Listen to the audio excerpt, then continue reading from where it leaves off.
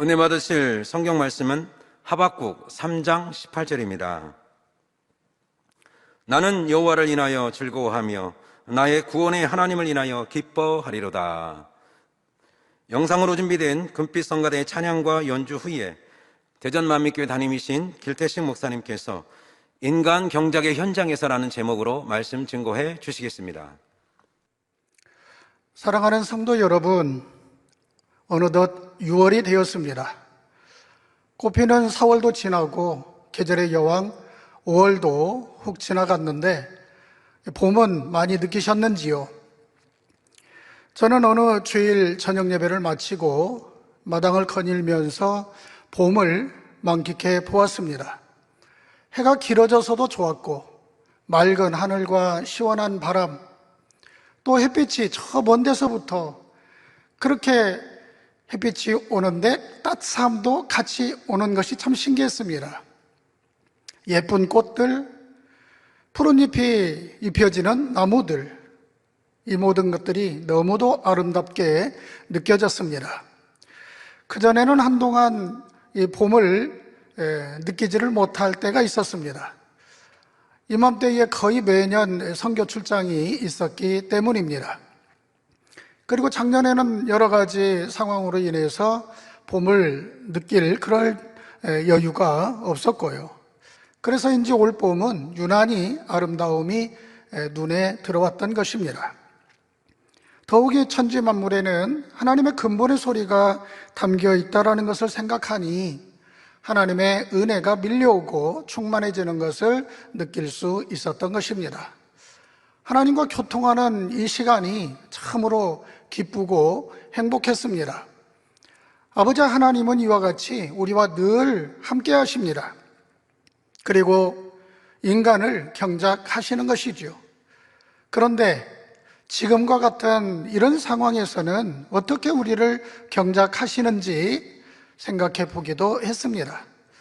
우리가 발을 디디고 살아가는 이곳, 여기가 바로 인간 경작의 현장이지요. 하루가 천년 같고 천년을 하루같이 쉼없이 인간을 경작해 오신 하나님께서는 오늘도 참 자녀를 얻기 위한 경작의 섭리를 멈추지 않고 진행하고 계십니다. 인간을 경작하시는 것은 알곡, 즉 하나님을 닮은 자녀를 얻기 위함이지요.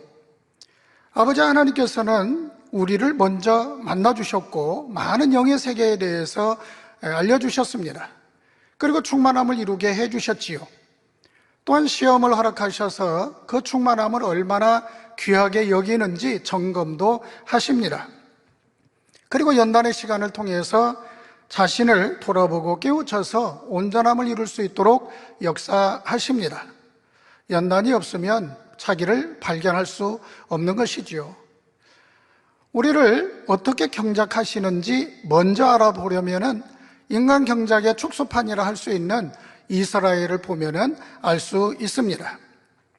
하나님께서는 애굽에서 종살이하는 그들을 적과 꿀이 흐르는 가나안 땅으로 인도하기까지 철저한 계획하신 가운데 이끄셨음을 볼 수 있습니다. 먼저는 많은 이적을 행하셔서 하나님께서 함께 하신다, 바로 이런 은혜를 입게 하셨지요. 그 중에서도 홍해를 건너는 놀라운 이런 일을 체험할 때에는 얼마나 기뻤는지 솟구치고 춤추고 즐거워했던 것을 볼 수 있습니다. 그러나 며칠도 안 되어서 마실 물이 없으니 금세 은혜를 잊어버리고 원망과 불평을 늘어놓았지요. 하나님께서 역사하신 것을 끝까지 붙들지 못하고 악으로 나오는 이런 이들도 있었습니다. 그러니 신속히 가나안 땅에 들어갈 수 없었고 연단으로 긴 시간을 보내야만 했던 것입니다. 하나님께서 펼쳐놓으신 경작의 현장에서 믿음을 갖지 못한 자들은 광야에서 엎드려질 수밖에 없었고, 연단을 잘 통과하여 참된 믿음을 가진 자들은 가나안 땅에 들어갈 수가 있었지요. 이제 우리는 인간 경작의 끝자락에 서 있습니다. 경작의 단계를 믿음으로 승리해 가면 모두가 참된 알곡으로 영으로 갈 수 있는 것입니다. 경작의 단계에 대해서 제 나름대로 정리를 해보았습니다. 하나님께서는 우리를 알곡으로 만들어주시는 과정이 있다라는 것입니다. 즉 단계별로 이끄신다라는 것이죠. 먼저는 하나님께서 우리를 만나주시죠. 그리고 충만케 해주시는 단계입니다. 세상을 이기고 천국을 소망하라는 은혜를 먼저 입혀주시는 것입니다. 이 단계는 하나님께서 주신 것을 얼마나 귀하게 여기고 잘 붙드는지 시험을 통해서 테스트하는 단계입니다. 3단계는 연단을 통해서 자기를 발견해 나가는 단계이고 4단계는 하나가 되는 단계입니다. 자기 발견을 통해서 자기라는 것이 없어지니 서로 사랑하고 섬기고 화평하게 되고 그러니 하나가 되어지는 것이지요. 마지막 단계는 참된 열매로 나와지고 아버지 하나님의 뜻을 이루는 단계입니다. 그렇다면 우리는 지금 어느 단계에 와 있을까요? 연단의 단계에 와 있습니다. 인간 경작의 현장에서 지금 이 연단의 단계를 잘 통과해 가야 하겠습니다. 지금 우리의 상황은 특별한 상황인 것은 분명합니다. 예전처럼 세계 곳곳에서 때를 따라 본당을 찾아온다든지 또 많은 사람이 웅집한 가운데 큰 집회를 열어서 하나님께 영광을 돌리는 그런 상황이 아니지요. 성령의 충만한 가운데 오직 앞만 향해 달려왔던 그 발걸음이 잠시 주춤하고 있는 어느 면에서 현상유지라도 하면은 다행인 듯한 그런 상황인 것입니다. 경작의 시간은 여전히 흐르고 있지만 성결을 이루고자 하는 열망과 하나님을 향한 열정도 주춤한 모습입니다. 지금의 상황이 조금은 답답한 마음이 드는 것이 사실이지요. 성경에도 이런 비슷한 바로 이런 상황이 여러 군데 나옵니다. 오늘 본문 말씀을 기록한 하박국 선지자도 현실의 문제로 많이 고민하며 하나님께 질문을 했던 그런 선지자입니다. 그는 국내에도 또 국제적으로도 모든 것이 어지러운 상황 가운데에서 나아갈 길이 보이지 않으니 심히 곤고해 했던 것입니다. 어떤 것이 잘하는 것일까? 이런 것을 궁금하면서 하나님께 이 답답함을 호소했던 그런 선지자의 모습이 곧 우리의 모습과 같았습니다.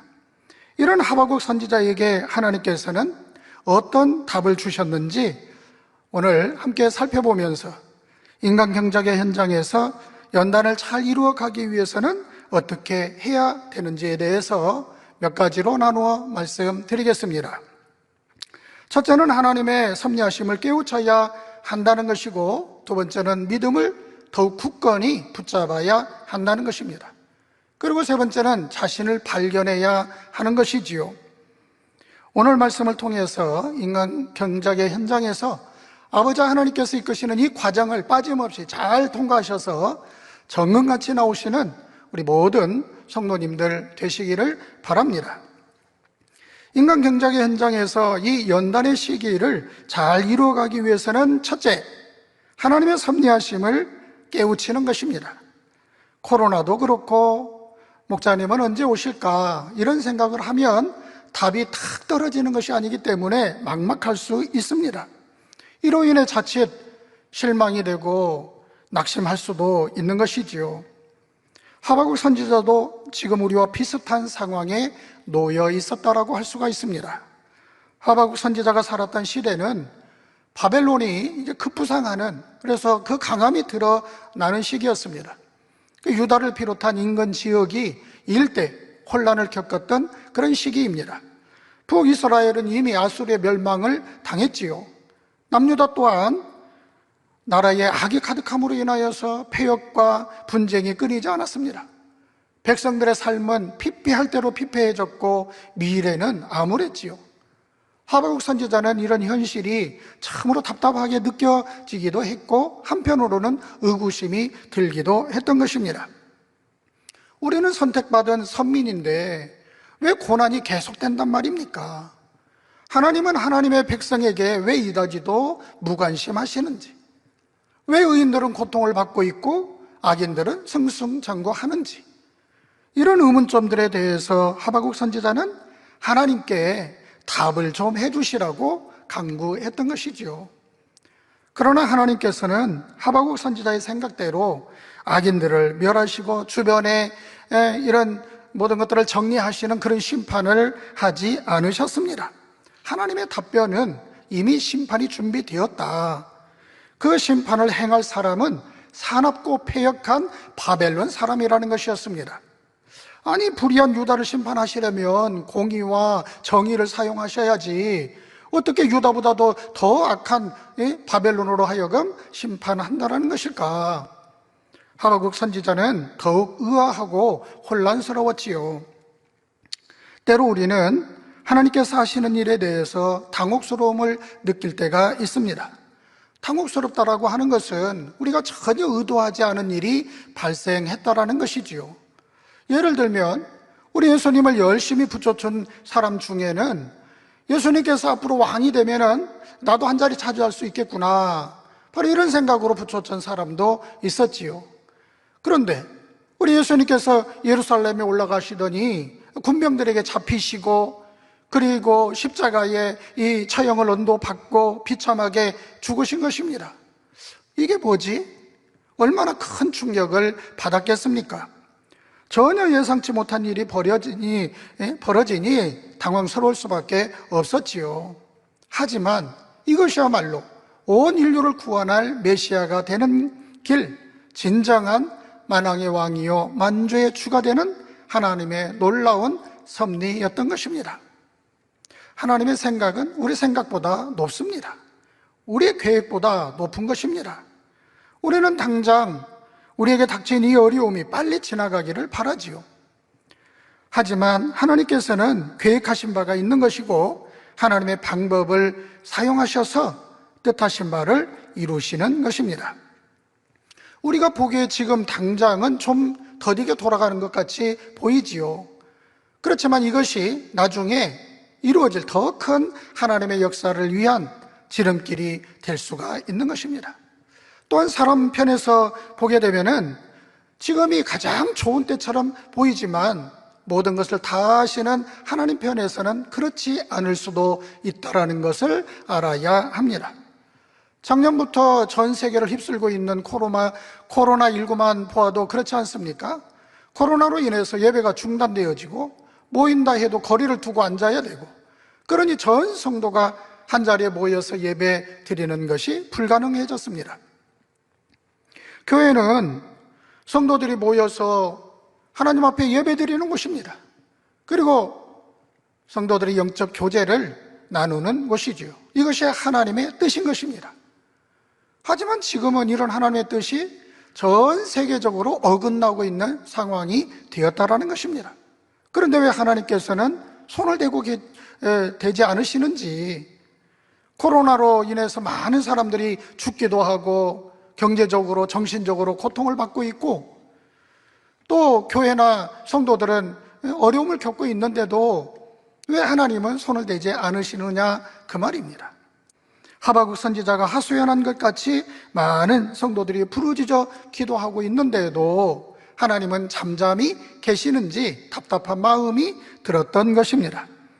하나님의 섭리하심을 알기 전에는 모든 것이 얽힌 실타래처럼 복잡해 보입니다.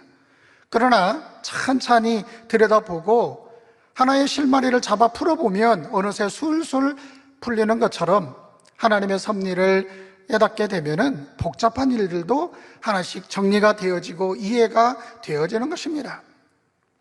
그래서 의문점이 해소되어지고 하나님을 더욱 의지하게 되는 것이지요. 하박국 선지자가 이러했던 것입니다. 바로 앞으로 유다는 어떻게 될 것인가?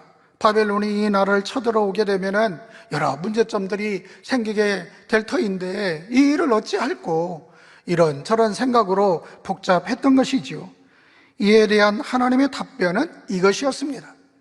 하박국 2장 3절에 이 묵시는 정한 때가 있나니 그 종말이 속히 이르겠고 결코 거짓되지 아니하리라. 비록 더딜지라도 기다리라. 지체되지 않고 정령 응하리라. 즉 우리가 바라는 때에 우리가 원하는 방법대로가 아니라 하나님께서 정하신 때에 하나님의 방법대로 하나님께서 계획하신 것을 성취하신다라고 하는 이런 답을 주고 계신 것입니다. 그러므로 비록 현실의 일들이 이해가 되지 않고 모든 것들이 답답하게 느껴진다 할지라도 하나님께 맡기고 기다릴 줄 알아야 한다라는 것이지요. 또한 하박국 2장 4절에 보게 되면은 보라 그의 마음은 교만하며 그의 속에서 정직하지 못하리라. 그러나 의인은 그 믿음으로 말미암아 살리라는 이런 말씀도 해주셨습니다. 하나님의 공의를 짓밟고 하나님께 순종하지 않는 자는 멸망을 받게 되지만은 오직 하나님을 믿고 의지하는 자는 온 나라에 악이 가득하고 분쟁이 끊이지 않는다 해도 상관이 없다라는 것입니다. 비록 악한 바벨론이 쳐들어와 나라가 망한다 할지라도 아무런 상관이 없다라는 것이지요. 바로 믿음으로 살기 때문에 그렇습니다. 하나님께서는 유다뿐 아니라 주변의 나라에 대한 흥망성쇠에 대해서도 말씀해 주셨습니다. 말씀을 듣고 나니 이제 모든 것이 명확히 이해가 되었던 것입니다. 그리고 자신과는 비교도 되지 않는 하나님의 이런 큰 그림을 보고 순복하게 되었던 것이죠. 자기 편에서 볼 때에는 이해가 되지 않았는데 하나님 편에서 보니 하나님의 섭리하심이 깨달아진 것입니다. 하나님으로부터 응답을 듣게 된 하박국 선지자는 이전과는 전혀 다른 시각을 가지게 됩니다. 답답한 마음으로 부르짖던 자신의 이런 억지 같은 강구도 지금의 이런 현실에 대해서 조목조목 설명을 해주시라고 그렇게 매달렸던 이런 마음도 다 이제는 거두어드리게 되었지요. 인간의 모든 생각과 행동을 알고 계시는 하나님께서는 능력이 없어서 심판하지 않으시는 것이 아니었다라고 하는 것이죠. 심판의 때를 기다리고 계신다라는 것. 그러니 지금 당장에는 바벨론이 자신들의 힘을 믿고 교만하게 세상을 호령하지만 그것조차 하나님의 계획이라는 것을 깨닫게 되었던 것입니다. 하나님께서는 다 뜻을 가지고 인간 경작의 시간을 경영하고 계심을 깨닫게 된 것입니다. 그래서 다음과 같은 고백을 하게 된 것이죠. 하박국 3장 17, 18절에 보면 비록 무화과 나무가 무성치 못하며 포도나무에 열매가 없으며 감람나무에 소출이 없으며 밭에 식물이 없으며 우리의 양이 없으며 외양간에 소가 없을지라도 나는 여호와를 인하여 즐거워하며 나의 구원의 하나님을 인하여 기뻐하리로다. 현실은 변한 게 없지요. 그대로입니다. 그런데 나는 여호와를 인하여 즐거워하며 기뻐합니다라고 말하고 있는 것입니다. 하나님의 섭리하심을 깨닫는다라는 것이 얼마나 귀한 일인지 우리는 하박국 선지자를 보면서 알 수 있습니다. 자신의 불평스러운 이런 질문에 하나님께서는 꼭 집어서 이것이 답이다 이렇게 말씀해 주지는 않으셨지만 하나님께서는 모든 것을 공의 가운데 이루신다라고 하는 것을 깨달았던 것입니다. 따라서 하나님의 이런 섭리하심을 믿는 이상 응답이 더디어도 내 생각하고는 다르게 일들이 진행되어진다 해도 더 이상 걱정하지 않는 것입니다. 우리 만민도 그렇습니다.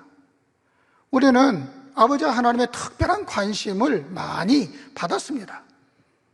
이런 영적인 깊은 말씀을 아무 곳에서나 들을 수 있는 것이 아니지 않습니까? 크고 놀라운 권능을 어디에서나 쉽게 볼 수 있는 그런 것이 아니지 않습니까? 더구나 이런 일들을 행하시는 목자님을 만났다라고 하는 것은 우리 삶 가운데 최고라고 고백하지 않았는지요? 성도님들께서는 만민의 많은 역사 중에 생각만 해도 감동함이 밀려오고 충만함이 주어지는 그런 것이 분명히 있을 것입니다. 저는 이 성결의 말씀을 생각할 때마다 감동함이 밀려오고 충만함이 주어집니다. 아무리 생각해봐도 말씀이 너무 귀하다라는 것을 떠칠 수가 없습니다. 왜 그럴까요? 하나님은 말씀 자체이십니다. 이 말씀으로 천지 만물이 창조된 것입니다. 우리 예수님께서는 말씀이 육신이 되어 이 땅에 오신 분입니다. 그러니 예수님께서 말씀하시는 대로 모든 것이 순종되어지고 그대로 이루어졌던 것입니다. 아버지 하나님께서는 바로 이 말씀을 풀어주셨고 이 말씀을 풀어받으신 분이 우리 목자님이시죠. 목자님은 7년간의 간절한 금식과 기도로 성경의 각종 난해 구절, 영적인 비밀들을 깊이 있게 풀어받으신 분입니다. 그러니 목자님께서 이 말씀을 얼마나 귀하게 여기시겠습니까? 세상에 어떤 것과도 억만금을 준다 해도 바꿀 수 없다 하신 것입니다. 이렇게 귀한 말씀을 우리에게 아낌없이 전해주셨고 우리는 그 말씀을 아멘으로 받았습니다. 이 한 가지 사실만으로도 목자님은 하나님께서 보장하시는 그런 신뢰할 만한 근거가 되지 않겠는지요. 이렇게 귀한 목자를 만난 만민이만큼 그 자랑스럽게 여겼던 그런 모습을 잘 유지해 가는 것이 맞는 것이지요. 마치 진리를 알지 못한 사람처럼 말을 하고 행동하는 것은 맞지 않는 것이지요. 우리가 영혼령을 향해 오직 성결을 향해 모두가 달려가지 않았습니까? 그런데 조금은 의아한 모습들도 보았지요. 이런 만민을 향해 하박국 선지자가 했던 질문과 똑같은 질문을 우리도 하게 되는 것입니다. 악인들이 득세하고 있는데 하나님은 왜 잠잠히 계시는지요? 하나님은 어떤 계획을 갖고 계시는지요? 때로 우리에게도 예상치 못한 일들이 생기기도 하고 용납할 수 없는 일들이 생기기도 합니다. 이럴 때 우리는 어떻게 해야 하겠습니까? 하나님의 섭리하심에 대해 잘 깨우쳐야 하는 것입니다. 목자님은 지금 공의를 채우는 시간을 보내고 계신다라고 하는 것을 우리 성도님들은 잘 아실 것입니다. 이는 재창조의 권능 100을 이루기 위한 공의를 채우는 것이 절대적이지요. 그러나 그것만을 위한 것이 아닙니다. 우리 스스로가 발견하지 못하는 그러한 모습까지 철저하게 발견하여서 버릴 수 있도록 바로 그런 공의를 채우고 계시는 것이고 이로 인하여서 결국 새 예루살렘까지 갈 수 있는 그런 공의를 채우고 계시는 것입니다. 물론 떠난 이들도 언젠가는 깨우침이 되어서 돌아오기 위한 바로 그런 공의도 채우고 계시는 것입니다.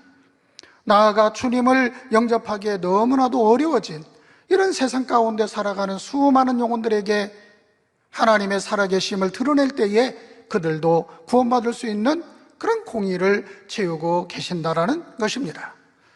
이런 목자님의 사역은 저절로 채워지는 것이 아니기 때문에 지금과 같이 혹독한 희생이 필요했던 것이고 그만큼 철저한 공의가 필요했던 것입니다.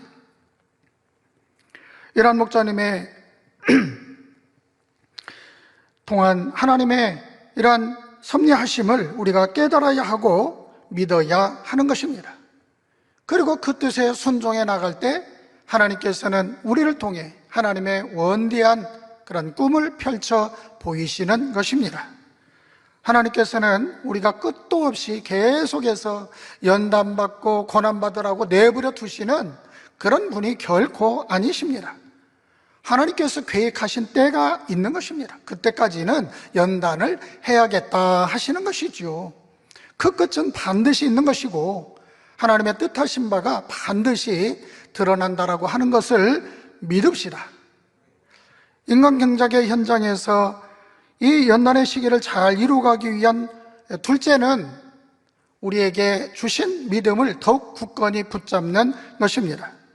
믿음은 어려운 상황일수록 더욱 빛을 발하게 됩니다. 왜냐하면 믿음을 굳게 붙드는 사람에게는 결국 믿음의 역사가 나타나기 때문에 그렇습니다. 그러므로 믿음으로 바라보면 문제가 더 이상 문제로 보이지 않게 되는 것입니다. 하박국 선지자가 혼란스러운 상황에서 내가 원하는 대로가 아니라 모든 것이 하나님의 섭리 가운데 이루어진다라고 하는 것을 깨달았을 때 마음의 힘을 얻었지요.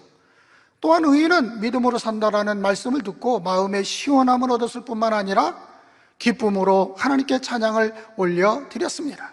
그러니 세상이 어떻게 돌아가든 의인은 믿음으로 산다라는 이 말씀이 오늘날 악한 세대 가운데 살아가는 우리에게 분명히 큰 힘과 위로가 되는 말씀입니다.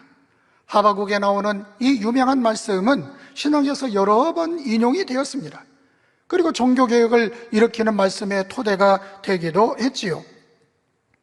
지금부터 500여 년 전 독일의 마틴 루터는 당시 로마 카톨릭의 이 타락과 부패를 비판하고 나선 사람이었습니다. 그는 성직자로서 하나님을 신실되게 믿었지요. 그렇지만 마음에 이 죄 때문에 괴로워했던 사람입니다. 어떻게 하면 이 죄에서 벗어나 의롭게 살 수 있을까? 이런 것을 고민하며 해결하기 위해서 발버둥 쳤지요. 하지만 자신이 아무리 노력해도 이 죄에서 벗어날 수 없다라는 것을 발견하고 낙담하게 됩니다. 바로 그때 그의 마음을 송두리째 바꿔놓는 그런 성경 한 구절이 있었던 것입니다. 로마서 1장 17절, 오직 의인은 믿음으로 말미암아 살리라 입니다. 내가 노력으로 발부둥 친다고 해서 죄가 해결되는 것이 아니었구나. 믿음으로 하나님께 나아갈 때에 모든 것이 가능한 것이구나. 바로 이 말씀을 통해서 그는 비로소 진리 안에서 자유함을 누리는 것을 깨닫게 된 것입니다. 하바국에 기록된 이 말씀은 사도 바울에게 전해졌지요. 그리고 마틴 루터에게 전해져서 종교개혁이라는 놀라운 일을 하게 된 것입니다. 만일 이 종교개혁이 일어나지 않았다면 어떻게 되었을까요? 종교 지도자들은 돈과 권력의 이 달콤함에 빠져서 하나님에 대해서 더 깊이 있게 알려고 하지도 않았을 것이고, 그렇게 모르는 채 살아갔을 거 아니겠습니까? 서민들은 죄의 굴레에서 벗어나고자 더 많은 돈을 헌납했지만 늘 죄인의 모습으로 살아가야만 하는 그런 악순환의 고리를 끊지 못했을 것이고요. 믿음으로 어렵게 되는 너무나 쉽고 확실한 이런 길이 있음에도 그 길로 가지 못했던 것입니다. 믿음의 역사는 더욱 찾아볼 수가 없었지요. 하나님의 마음, 하나님의 섭리하심, 이런 것은 감히 발견할 수도 없는 그런 시스템으로 그냥 흘러갔을 것입니다. 마틴 루터는 바로 이런 답답함을 느끼며 번민할 때에 믿음으로 어렵게 될 수 있다는 이 길에 대해서 눈이 번뜩 뜨이게 된 것입니다. 성경의 많은 말씀 중에 믿음으로 어렵게 된다라는 이 말씀을 붙들고 종교개혁을 일으킴으로 많은 사람들을 영적 무지에서 벗어나 시원하게 뚫린 새로운 길로 인도하게 되었던 것입니다. 우리가 하나님 앞에 직접 나아가서 기도하고 하나님에 대해서 배우고 변화되어지는 이런 삶을 살 수 있도록 그 문을 활짝 열어준 놀라운 계기가 된 것입니다. 믿음으로만이 열어갈 수 있는 이 길은 이처럼 중요한 일인 것입니다. 당회장님께서는 종교개혁이 한 번 더 일어나야 된다라고 하시면서 바로 우리가 해야 된다 말씀하셨지요. 왜 그렇습니까? 우리는 많은 영적인 말씀이 무장되었습니다. 많은 영에 대해, 세계에 대해서 압니다. 그리고 하나님께서 친히 보장하시는 크고 놀라운 권능을 체험하며 믿음을 이루었기 때문입니다. 이 말씀으로, 이 권능으로 영혼들을 깨우고 영으로 이끌어야 된다는 것이지요. 그러므로 지금과 같은 이런 연단의 시기에는 우리에게 주신 이 믿음을 더욱 굳건히 해야 합니다. 즉 믿음이 흐려지지 않게 더욱 뚜렷하게 해 가야 한다, 그 말입니다. 어떤 분이 이번 설교는 어떤 설교냐고 묻길래 내용을 말씀드렸더니, 목사님 설교는 했던 설교 또 하고 또 하는 것 같다고 그러는 겁니다. 은혜를 잊지 말아야 되고 하나님께서 베푸신 이 놀라운 역사를 붙들어야 된다라는 내용이지요. 저는 항상 하나님께서 우리와 함께 하신 이 일들을 생각하면 신이 나고 충만함이 주어지지요.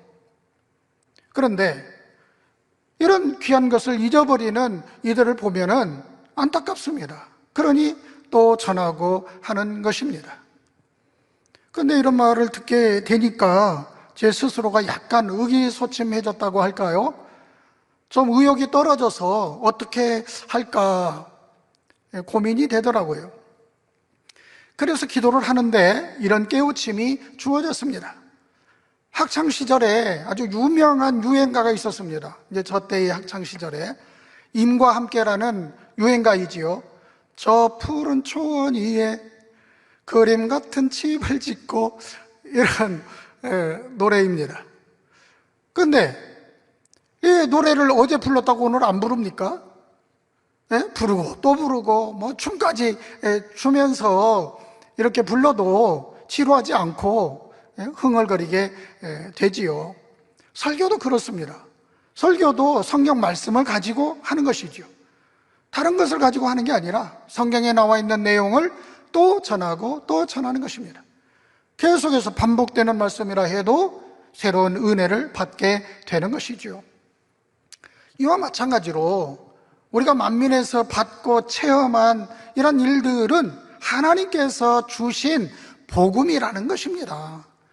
그러니 이 복음을 토대로 새로운 또 깨우침이 주어지면 또 전하고 전하는 이런 것은 옳다라는 것이지요. 이 복음을 귀하게 여기는 것은 옳은 것입니다. 지금 왜 이런 말씀을 전하고 있는 것일까요? 우리에게 베풀어 주신 아버지 하나님의 역사는 너무도 크고 너무도 소중하다라는 것입니다. 그래서 지금 2021년에 우리는 이 소중한 것을 붙드는 그런 마음으로 뜨거워야 한다라는 것입니다. 지난 금요일 만민 매거진에 참 은혜를 많이 받았습니다. 집사님이 이제 출타 중에는 예배를 또 이렇게 있는 곳에서 드려야 되고 이제 그러는 장면들이 나왔지요. 근데 예배를 아주 드리는 것이 기쁘다라는 거지요. 그래서 신령과 진정으로 이렇게 예배 드리는 모습, 또 크고 작은 일들에 또 충성하는, 봉사하는 이런 모습, 하나님의 은혜가 감사하여서 이렇게 충성하는 그런 집사님의 그런 간증이 나왔습니다. 매거진을 보고 어떤 우리 성도님이 저 집사님이 내위족인 줄 알았다고 그럽니다. 그러니까 이제 봉사하는 자리에 많이 이렇게 보였기 때문에 그렇게 생각을 했었던 모양입니다. 근데 집사님께서 이제 일을 하다가 그 높은 곳에서 이렇게 떨어졌지요. 떨어지고 나서 정신을 잃었습니다. 기절을 했습니다. 근데 깨어나서 보니까 바로 이렇게 이제 팔이 걸쳐 있었지요. 난간에 양쪽 팔 이렇게 이제 걸쳐 있었던 것입니다. 그러니까 기절한 상태에서 걸쳐 있는 것도 참 놀라운 일이고, 깨어나 보니까는 밑에는 벌써 이제 더 이렇게 뭐 2, 3m가 이렇게 더 밑이 떨어져 있었던 것이죠. 그러니까 걸쳐 있지 않으면은 바로 떨어졌다라면은 그냥 큰 다쳤던지 아니면 죽을 수도 있었다고 이제 그렇게 간증하는 것을 들어보았습니다. 그리고 장막의 축복도 또 말씀하셨지요. 장막을 이제 이렇게 몇 년이 됐는지는 잘 모르겠는데 30배가 올랐다고 그러지 않습니까? 그러니까 쉽게 뭐 한 1억에 샀다, 1억 이상은 가겠지요. 그럼 30배면 얼마입니까? 이런 간증을 보면서 참 우리 아버지 하나님을 사랑하는 마음이 변함이 없는, 예전이나 지금이나 당의 하나님 계실 때나 계시지 않을 때나 이렇게 은혜 받은 하나님의 은혜를 잊지 아니하고 하나님을 예배드리는 것을 기뻐하고 충성하는 것을 기뻐하고, 그러니 하나님께서 때를 따라 지켜주시고 축복해 주시고, 이런 참 모습을 보면서 이런 분은 잘 끝까지 잘 가면 참 새로운 설렘까지 갈 수 있겠구나, 이런 마음이 들더라고요. 힘들어하고 낙심하는 그런 육신의 생각에 치우치지 않고 지금의 상황과 상관없이 하나님께서 주신 것을 귀하게 여기고 자랑스럽게 여기는 이런 마음을 우리 아버지 하나님께 보여드려야 하겠습니다. 초대교회 성도들은 부활하시고 승천하신 우리 주님이 곧 바로 다시 오시는 줄로 알았습니다. 이것이 그들의 믿음이었지요. 그런데 그들의 세대가 가고 그들의 자자손손 2000여 년이 지난 지금까지 주님은 오시지 않았습니다. 그렇게 믿음으로 기다렸는데 주님께서 오시지 않았지요. 그러니 그들의 믿음이 잘못된 것일까요? 그렇지 않습니다. 늘 말씀에 떡을 떼며 모이기에 힘썼고 서로 격려하며 한 사람이라도 더 구원에 이를 수 있도록 복음을 전파했던 그들입니다. 하루하루가 믿음으로 살아간 삶이었지요. 곧 오실 주님을 맞이할 믿음으로 충만하게 살아간 것이 얼마나 하나님께서 기뻐하시는 믿음이었겠습니까? 그들의 경작의 무대는 척박했고 메마른 광야와 같았습니다. 주변 사람들이 알아주지 않았음에도 그들은 바른 믿음을 가졌고 순교하기까지 결코 그 믿음을 잃지 않았다라는 것입니다. 죽음이라는 이 커다란 문제에도 아무런 문제가 되지 않았으니 믿음이라는 것이 얼마나 위대한 것인지요. 우리에게도 초대교회 성도들 못지않은 그런 은혜가 있고 그런 믿음이 있습니다.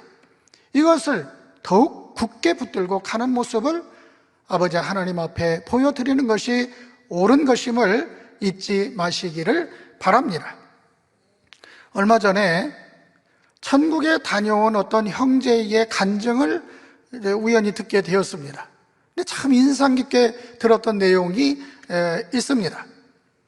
한쪽 책이 있는데 한쪽에는 이제 하나님께서 바라시는 길이 있다라는 거예요. 그게 지도로 되어져 있고 다른 쪽은 각자 자신의 길로 갔을 때에 지도가 있다라는 것입니다.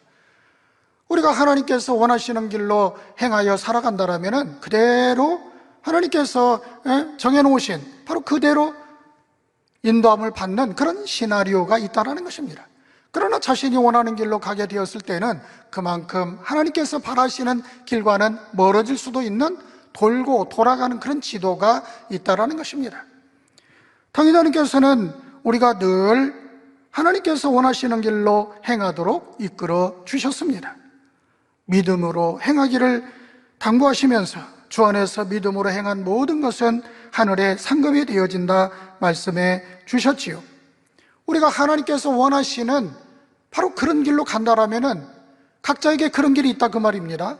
그래 그 길로만 간다라면은 세루살렘까지 가는 그 길이 닦여져 있는 것 아니겠습니까? 당연히 하나님께서 또 뚫어 놓으셨으니 그 길로 따라가면 되는 것이지요. 그러나 우리가 원하는 대로 간다라면 빙 돌아간다든지 아니면 전혀 엉뚱한 방향으로 가든지 하게 되겠지요. 사랑하는 성도 여러분, 여러분 각자에게 하나님께서 만들어 놓으신 지도를 보여주시면 좋겠지요. 하나님께서는 우리 각자에게 바라시는 그 지도를 알려주셨습니다. 성경 말씀을 통해서 또 당회장님을 통해서 알려주셨지요. 예를 들면 찬양하며 무용하는 예능팀이 이 땅에서 하나님께 영광을 돌렸다라면 천국에 가서도 하나님께 영광 돌리는 그런 자리에 가게 된다. 그 길을 알려주셨지요. 또 죄를 버려야 된다. 어떻게 하면 영이 되고 세루살렘에 가게 되고 알려주셨습니다. 영혼 구원의 상급은 얼마나 큰 것인지 충성한 것에는 어떤 상급으로 갚아주시는지 말씀해 주셨지요. 믿음으로 심고 행한 것은 하나도 땅에 떨어지지 않고 모두 귀한 상급으로 갚아주시는 사랑의 하나님이십니다. 그런데 간혹 쌓였던 상급을 잃어버리는 사람들도 있습니다. 세상 사람들 중에는 다녔던 직장을 그만두면 그 직장에 대해서 안 좋게 이야기하기도 합니다. 심하면 대적하고 막대한 손해를 입히기도 하지요. 그것은 돈을 바라고 일을 했기 때문에 자신의 유익과 맞지 않으면 그럴 수 있다 할 수 있겠지요. 그러나 교회에서는 그렇게 하면 안 되지요. 각각의 사정에 의해서 설령 교회를 나갔다 해도 세상 사람들처럼 그렇게 행동해서는 안 되지요. 하나님을 만나고 은혜 받고 하나님의 나라와 의를 위해서 충성한 그런 곳이지 않습니까? 세상에서는 돈 버는 게 우선이었다면 교회에는 하나님의 뜻을 이루는 것이 우선이지 않았습니까? 그러므로 교회에 대해서 나쁜 감정을 품는 것은 옳지 않지요. 그동안 자신이 행했던 것처럼 교회 안에서 어떻게 행했겠습니까? 아버지의 뜻이 이루어지기를 위해서 기도하지 않았습니까? 그와 같이 계속해서 기도하며 하나님의 뜻이 잘 이루어지는 그런 재단 되기를 위해서 더 간절히 기도해야 맞는 것이지요. 이것이 정녕 하나님을 믿는 사람들의 바른 행동입니다. 인간 경작의 현장에서 우리는 매 순간 문제들을 만나게 됩니다. 어떤 것은 가뿐히 통과하기도 하고 어떤 것은 긴 시간 마음의 고통을 받으면서 갈 바를 알지 못해서 힘겨워할 때도 있습니다. 그렇기 때문에 우리는 아버지 하나님께서 주신 이 귀한 믿음을 더욱 변함없이 굳건히 붙들어야 하는 것입니다. 믿음의 눈으로 바라보면 문제는 더 이상 문제가 아니게 되는 것입니다. 세 번째, 우리 자신을 발견해야 된다는 것은 이제 다음 시간에 말씀드리도록 하겠습니다. 결론을 말씀드리겠습니다. 이 땅은 알곡을 거두기 위해 인간을 경작하시는 하나님의 사랑이 가득 넘치는 경작의 현장입니다. 지금은 하나님의 섭리 가운데 연단의 계절을 보내고 있지요. 이런 시간들을 통해 하나님의 섭리하심을 깨우칠 수 있도록 또한 믿음을 더욱 굳건히 할 수 있도록 인도하고 계시는 것입니다. 그러므로 알곡이 되기 위해 따르는 지금의 이 연단을 힘겨워하지 마십시오. 오늘 본문 말씀 하박국 3장 18절 나는 여호와를 인하여 즐거워하며 나의 구원의 하나님을 인하여 기뻐하리로다 말씀과 같이 우리를 사랑하시는 아버지 하나님으로 인하여 우리는 이 연단을 기쁨으로 승화시킬 수 있는 것입니다. 우리를 힘차게 응원하시는 아버지 하나님을 바라보고 모두 힘을 내시기 바랍니다. 만민의 성도 여러분, 날마다 화이팅 하십시다. 아멘. 말씀을 붙들고 기도하시겠습니다. 사랑의 아버지 하나님, 우리를 자녀 삼아주시고 또 알곡으로 이끄시기 위하여서 때를 따라 또 단계별로 이끄시는 것을 감사합니다. 저희들이 지금의 상황을 더욱 아버지의 섭리하심을 깨우쳐가고 믿음을 굳게 붙들고 나아갈 때에 이런 모습을 아버지 통하여서 저희들을 더 온전케 하시고 또한 아버지의 원리하신 뜻을 이룰 수 있게 역사하실 줄로 믿습니다. 아버지 힘을 주시고 인도해 주옵소서. 감사합니다. 우리 주 예수 그리스도 이름으로 기도하옵나이다. 아멘.